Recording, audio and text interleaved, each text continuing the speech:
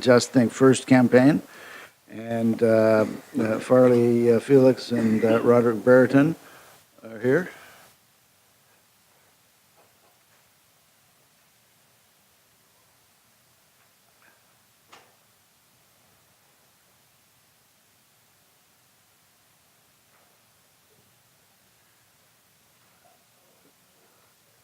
Hi, sorry, can you speak up a bit?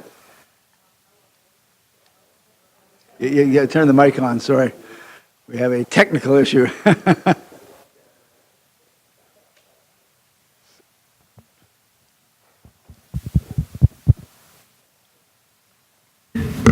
have a seat at the table. But it's going to be okay.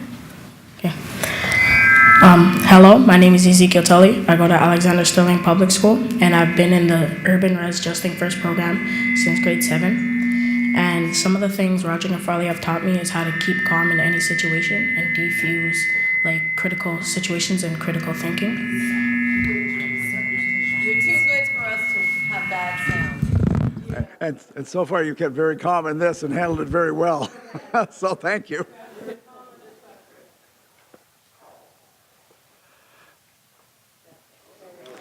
Thank you. Hello, my name is Ezekiel Tully. I go to Alexander Sterling Public School, and I've been in the Urban Resolutions Just Think First program since grade 7. And some of the things Roger and Farley have taught me is how to keep calm and defuse aggressive situations and always critical thinking and always to just think first. And honestly, I think that you guys should really keep supporting them because the things they've done to change my life and change people around me is miraculous. And now I'd like to introduce my coworkers, my friends, and my mentors, Roger and Farley.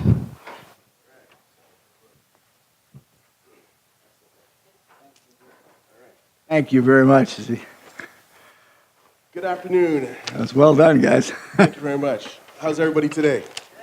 All right. So my name is Roderick Brereton. This is my business partner, Farley Flex. Good afternoon, everyone. And we're here to talk about Just Think First and the initiative that we did with your support throughout the summer of 2016 and just actually ending off today. We did an interview on Metro Morning with Matt Galloway on CBC. So without further ado, we're going to start the video. And after we do the video, we'll actually talk a little bit more about the initiatives. We'll field some questions and, yeah, get it going.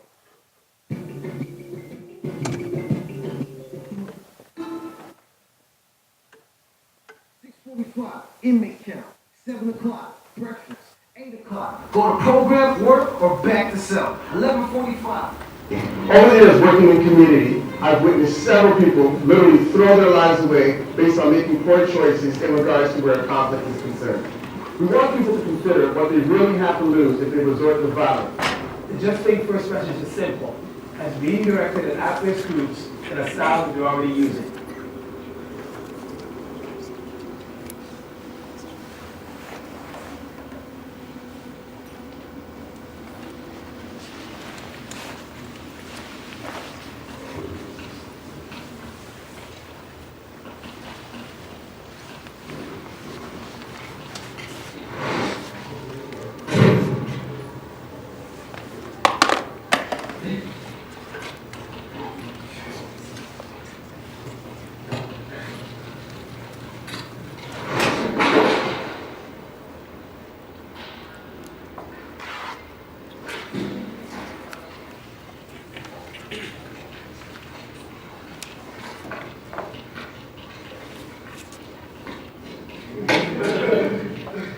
Great, put it up back there.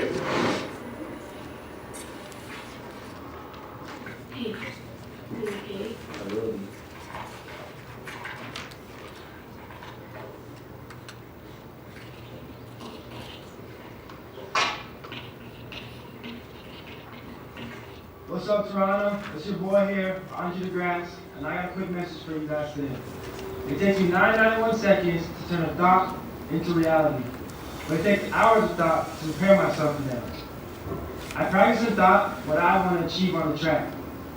If I didn't think first, I could never come first. So what I'm trying to say, Toronto, is violence changed everything. Just think first. Just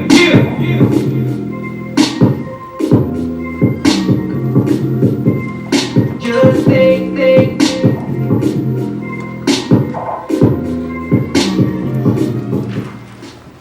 Well, can thinking solve gun violence? The creators of a new media campaign designed to reach those most at risk feel it can. Just Think First targets youth in neighborhoods with edgy ads designed to make them think before they do. Stand up and look around if you know anyone who's been incarcerated for violence. Stand up and look around. A somber reminder of how violence affects far too many here in Toronto. Canadian media icon Farley Flex, now a social activist, and Roderick Brereton of Urban Res Solutions, a conflict resolution and social programs group, using a community meeting in Scarborough as their launching pad for their bold new media campaign aimed at the kids at risk of using violence. There's no jobs. In regards to Toronto, I don't think so. In the sense that, again, we're bringing now the message to the people in the style of communication that they're accustomed to. Brereton says the campaign talks to their audience in a language they understand. The idea? To reach them before they lash out and give them the tools they need to survive. Whether in a situation that is adversarial or remotely confrontational, they've got these skills now to revert back to, and using that pop culture lens to give it over to. Do you think you'll be able to reach them? Yes, we think with that method of approach, we'll be able to at least get their attention. And once you have their attention, it's what you feed them with beyond that and ensure that they understand the consequences. What also makes this unique is that they are not just targeting those at risk, but also reaching out to those around them. They have the support as well of police, the business and community leaders. But they say for it to work, they need people in the communities who support them.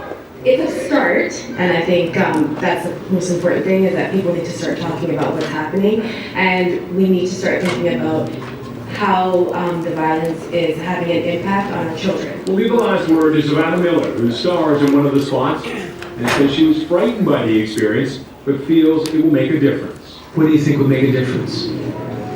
That people stop doing violence and getting mad and just talking out the problem.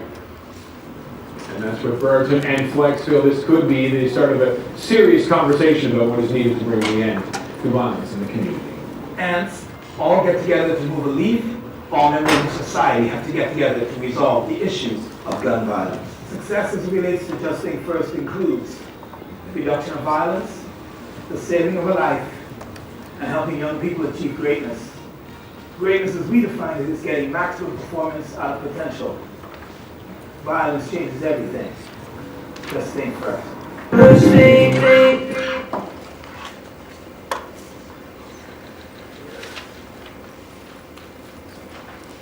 Okay.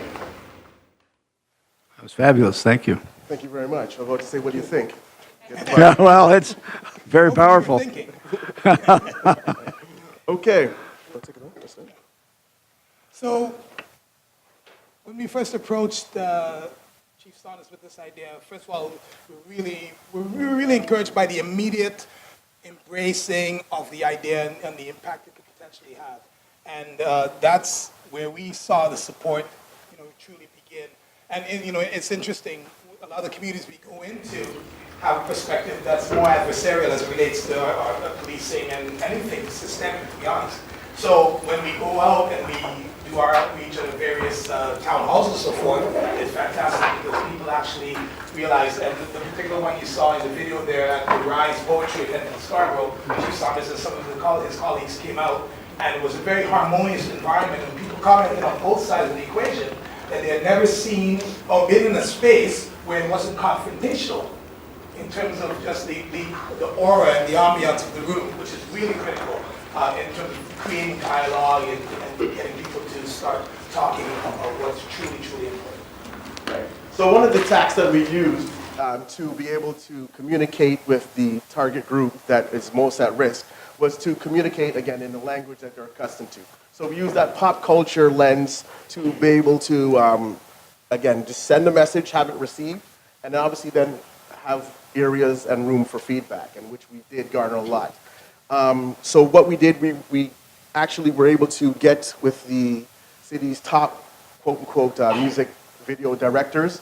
And again, we used their perspective to relay that message, which obviously worked very well because the social media numbers that we garnered were extraordinary in terms of the reach and also in the sense of, again, the feedback and having people come by to us that we don't know often and just say that they saw the videos and it actually did make them think about, what's to lose in that regard also.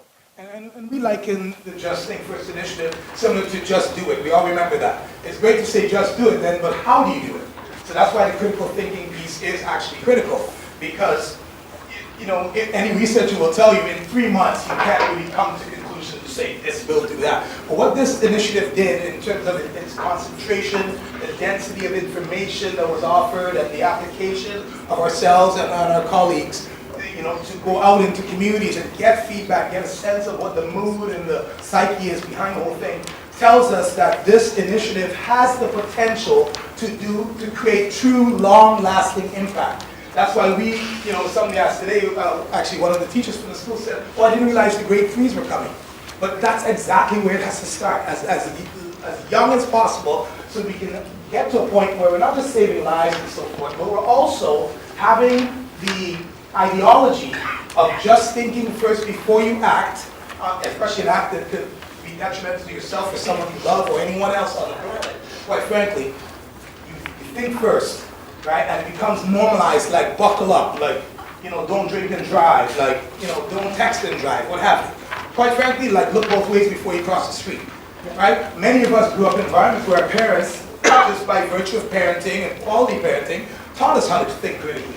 But let's talk about all the young people who don't have parents who have those skill sets. So that's where, in our opinion, the 5 pillars of community have to come together. Government, the corporate sector, the faith community, education, and the communities themselves have to work in harmony.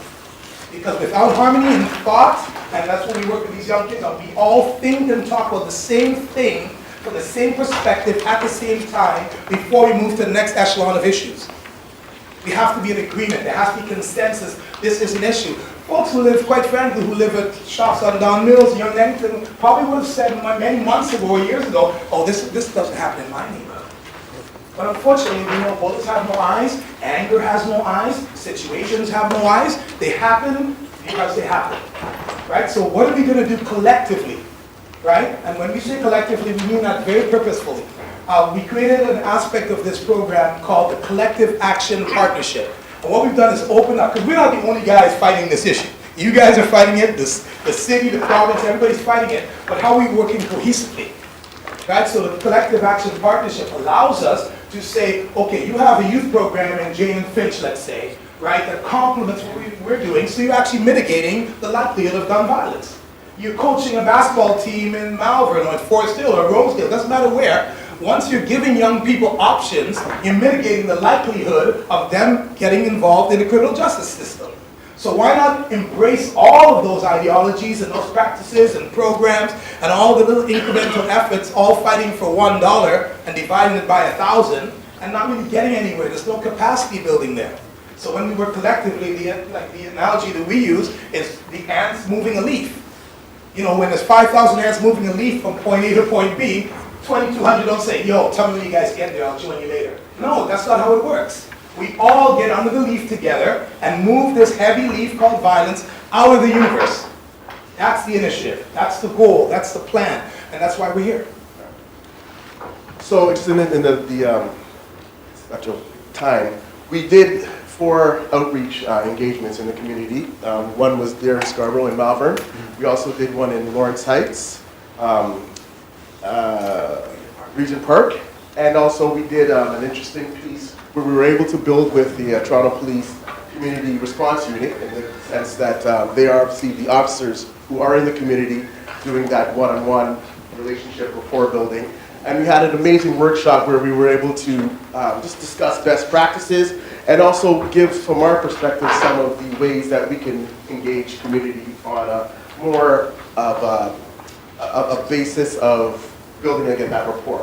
Because obviously within the public's eye, and a lot of times people don't even understand what the rift may have been in terms of whether it be within their own communities or whether it be with the police, but in terms of just breaking some of that that demystification, that's what we aim to do, obviously. And I think you did a good job with working with the police. I see somebody who was actually there. One of their fearless leaders is doing actually. Yeah, who was at the, but we won't point him over right now. Okay. Yeah, so in addition to that, that whole perspective of inclusivity and partnering is what's critically important. We have to ensure that no stone is left unturned, because the interesting thing is people say, oh, you live in a 5 million person city, you've only got sub 100 murders. That's no big deal, right? So we try to drill down a little deeper, because that mother who lost her child, right, she has the same perspective as the mother in Chicago, who's in a community where there might be 1,200 murders.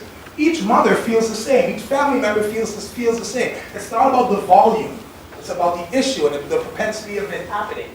So that's what we have to mitigate, is the likelihood, right? And it starts with the young ones, as you guys so aptly saw with our good friend Ezekiel. He's got his hat turned backwards now. and we work with the young people on that process.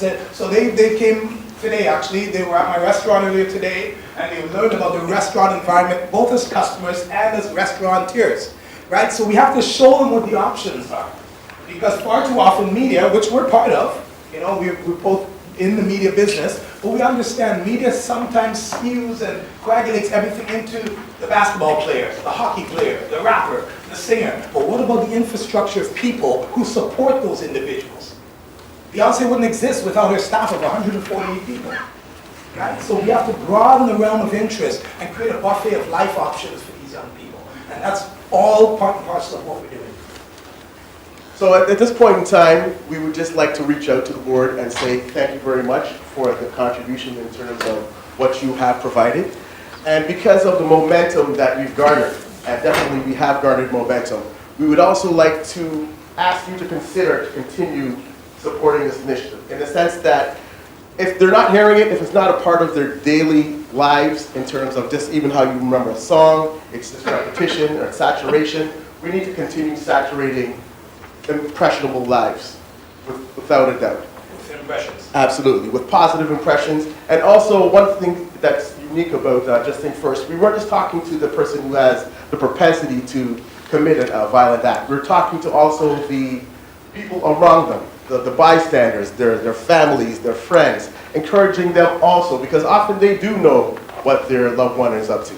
And obviously, if it's going to be putting their own lives at risk and putting their own family structure at risk, they need to also speak to that person and tell them to think before they act.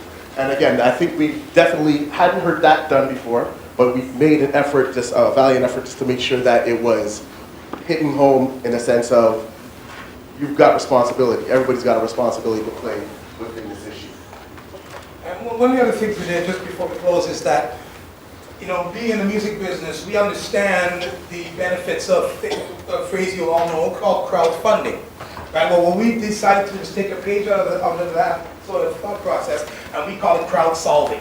So we incrementalize the weight of the issue by the numbers of people who get involved. So rather than have one organization in one particular community say, oh, we're going to solve this issue, and quite frankly, it never gets solved. And when we do the same thing over and over, expecting different results, we all know how that's defined, right? So it doesn't make sense. So what we do is we've embraced all the organizations that we know of and the ones who have contacted us. We got a great call from Ottawa today. I didn't even share out with Ron yet. From their from the city of Ottawa's Crime Prevention Council, and they want to work with us. So we're all about that idea of layering and partnering and common thought and common process. So we're just here to say, again, thank you very much. We combined the funding that we received with a lot of in-kind help, Absolutely. quite frankly. And but you can only do in-kind, quite frankly, for so long. so we're here to say that your funds were well invested, and the return on that investment, we do see the probability of it being realized. We're not going to say it solved anything yet, but we're saying that if we can continue with the same, with an order of magnitude of greater funding, greater support, greater anything, right? We know we see a very bright light at the end of the tunnel. Right? And just to share the last bit in terms of some of the partnerships that we've that have evolved out of this. So Crime Stoppers, in terms of expanding the message, has come to us and reached out in terms of sharing real estate and also putting up the information giving us that opportunity. They've done that. Patterson Outdoor Media has said in the new year they will be giving us some of the free real estate that they've got in the city just to continue to project the message. And we also did an interesting partnership agreement with Ryerson University, who's actually, in the new year, we're going to be building something for the youth workers in the city to come to so they can be accredited in terms of embellishing their conflict management skills. So this is just some of the things that Just Think First has been able to reach into different parts of the community and different corporate sectors and whatnot, that we were able to now expand the message. And I think, again, it was definitely money well spent, and we continue to go forth. Any questions? Farley and Roderick, thank you very much, and congratulations. Thank you for introducing it the way you did. I think that was spectacular. Colleagues, questions of our guests? Shelley? Yeah. So if we are going to continue on, flesh out the program for us a little bit.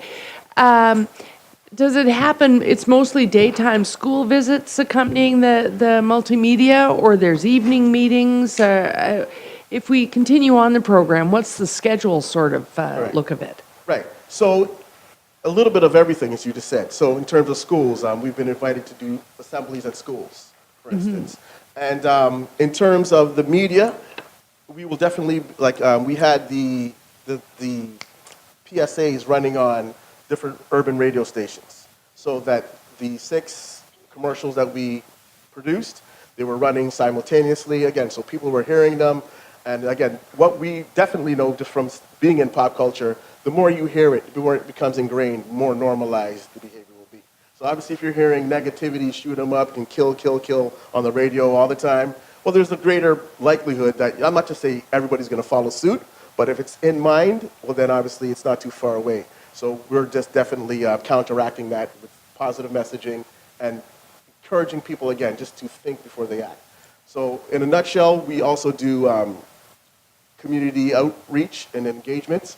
So obviously they take some time to plan, and just definitely in terms of the different partners that come on board, but it's obviously worth the time. I mean, the first time that we had the one in Scarborough, we had about 250 people. And again, that's not usually what happens when, you know, there's a meeting with police, to be honest with you, right? All young people also. And in the sense of wanting to give in terms of what they have to think and say about how they can contribute to solving this issue that impacts us all. One of our just want to add that one of our key partners is also Toronto Community Housing. We've been working with them for years, but now it's interesting because obviously they have space, they have places for advertising, et cetera. And as Ron said earlier, we do everything through the lens of pop culture. So when we're showing up in the community, the flyer looks like a party's happening, or a concert, or new movies coming out. That's how we change the messaging and the language, because our definition of communication is message sent, message received, and message understood. If the understanding is not there, you quite frankly are wasting your time, right? Great teachers reach, they don't just teach. So you can't teach unless you reach. And so if we were to continue supporting, could we work out, I don't want to take away from the spirit of it by asking for, a rigid business plan and, suck the soul right out of it. But if we were to continue on, could we look at setting targets where some of the private sector gets beyond in-kind support? Like, given that they make $11 billion per billboard, could they give you ad space and match our funds? Could we start to see, if we continue to invest, could we see it leveraged into more, so that Absolutely. you could possibly have someone full-time advancing and getting the next target area ready for you? Well, to answer question A, we do have a business plan. That's the first response. Second to that, the only thing we are very, very adamant about is that there's a lot of standardized measuring systems that don't necessarily account for culture and things like that. So what we do is we go into the cultural assessment and say, okay, what is a breakthrough in this context? I'll give you an example. We work with there's an organization in the Jane and Finch community called Peach. right? Promoting education and community health. So breakthrough to us is when you've got a young alpha male who refuses to wear his t-shirt, for instance, because it looks corny to walk through his neighborhood with a TDSB t-shirt that's fluorescent green, by the way, right? Saying that he's going to anything positive, quite frankly. So what happens is, what we look at, we say, okay, to this young person, okay, you are required to wear your shirt, right? He's going to be defiant for it, and it takes time to break that ice. But then one morning, miraculously, quite frankly, as Ezekiel quite said quite aptly, he says, comes in on time and says, guys, let's put on our shirts today. That to me is a measurable from our standpoint. It doesn't say, oh, he's the chances of that. Like, it's not as pedantic, you know what I mean? It's a little bit more real human measurement that has to be accounted for. And a lot of these people aren't part of the system, so the behaviors and the languages and the interpretation and the inspiration, all those things have to be packaged properly, or else you won't reach them and you can't inspire change. Right? We consider ourselves change agents, if you will. So those kind of things, as long as whatever the measurables are we're included in deciding what the measurables are, along with the standardized, things that are normalized. Yeah, the benchmark, standardized benchmark, but it's important that we have the opportunity to infuse what we perceive as achievement and goals and targets and so on. Great. Thank you very much, and thank you for bringing the grade 3 class. I think it's great that they are being exposed to this, as perhaps boring as it may be to them at this age, but really important that they get to see how these kinds of decisions happen. So really respect the effort it took for the teachers to bring everyone down on a day like today in particular. So thanks for that. And I'm very interested in what you learned that was completely unexpected through this process. There must have been something as you were doing this project, I'm going to call it, that you said, you know what, we didn't expect that, and that's something that we either want to make sure happens more of or perhaps we do differently. I can think of one thing off the top of my head is the openness in a community forum, what people are willing to share about their personal lives. And like we were in Regent Park, No, Saturday. Saturday, sorry. On Saturday, where a young woman gets up and talks about her spouse who's now incarcerated, how it made her feel, like in public. Like people are looking for support, right? And not really knowing where to find it or how to, if they have to be encouraged to express openly, because that's how we all learn, right? Because sometimes we'll read it or we'll see it on the news, we get 1% of the information. But that's the thing that really moves me is when in a somewhat surprising kind of way, is that people are just looking for an opportunity to get it out and say, where do I go now? Right? And that's why the Collective Action Partnership is critical, because we're not experts in all the areas, in so few of the areas. Right? But what we do is we facilitate and build a platform, especially in media and so forth, to build the capacity of all these incremental organizations that need more support, so they can support those who need that. And I think it was also shocking to see the amount of people in the city who've been impacted by violence.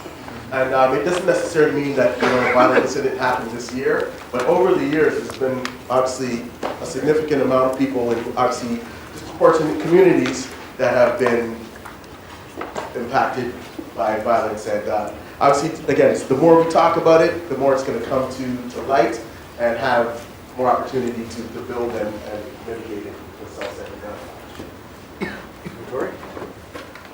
Gentlemen, thank you very much for everything you've done. I think you've been thanked by colleagues, but it's really quite gratifying to hear this. Could you tell me, you mentioned people gave you things in kind. Were there 2 or 3 people you might want to take the opportunity to single them out, but I'm just interested in hearing who stepped up to help you besides the seed money that we gave you from here. Who was helpful to you? Definitely. So our branding and promotion partners, Brand EQ, they definitely contributed. They're a global agency. They contributed beyond belief in terms of just from the marketing, from the video production, and from the actual promotion of events. Social media. Yeah, they were marvelous in terms of what they gave the city in this regard. Obviously, we talked about Pattison in terms of stepping up and offering this piece. I mean, basically, after the Christmas rush, you will see the Justin First emblem on billboards and in bus shelters and whatnot. We recently talked to Mr. Josh Cole and some things about doing in his writing of Lawrence Heights also. So In terms of, who else was, Well, certainly to our community housing. Absolutely, It's an yeah. ongoing partner, like, it's been great work.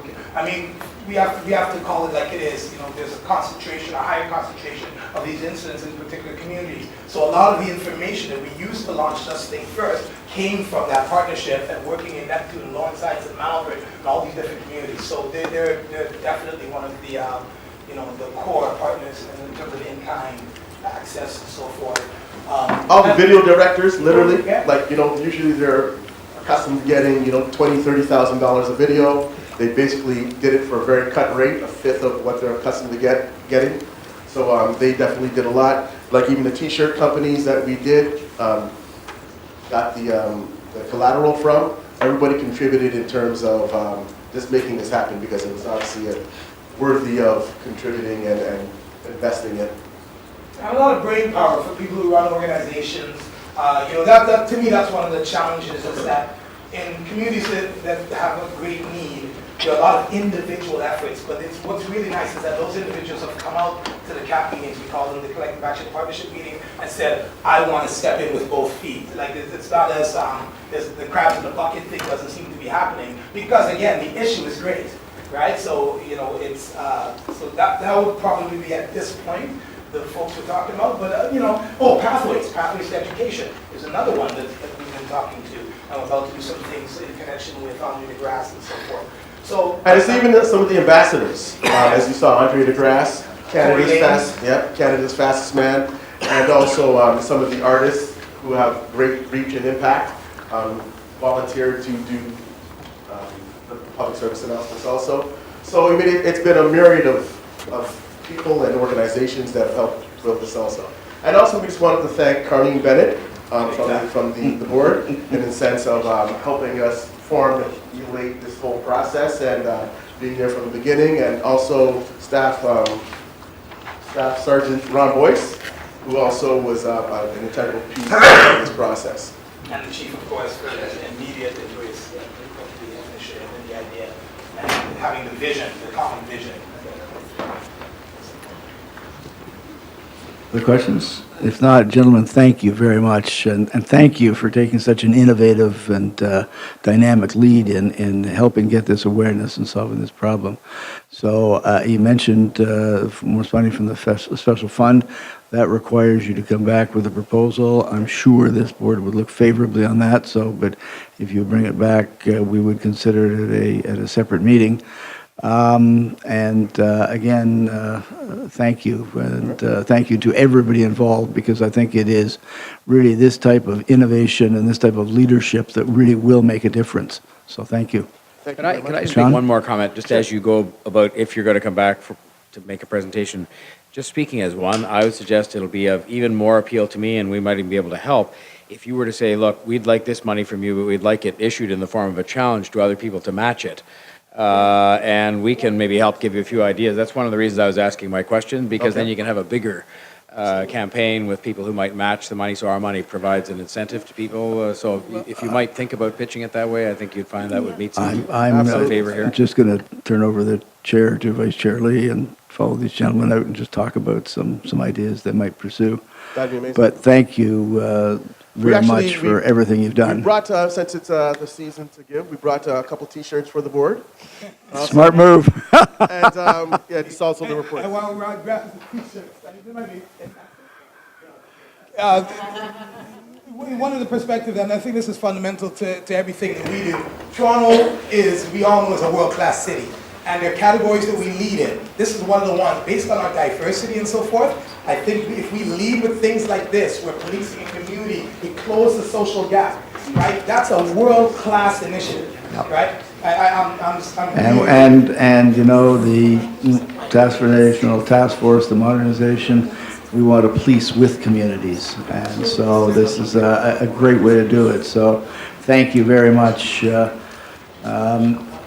Colleagues, if there are no other questions or comments for these gentlemen, may we have a motion to receive?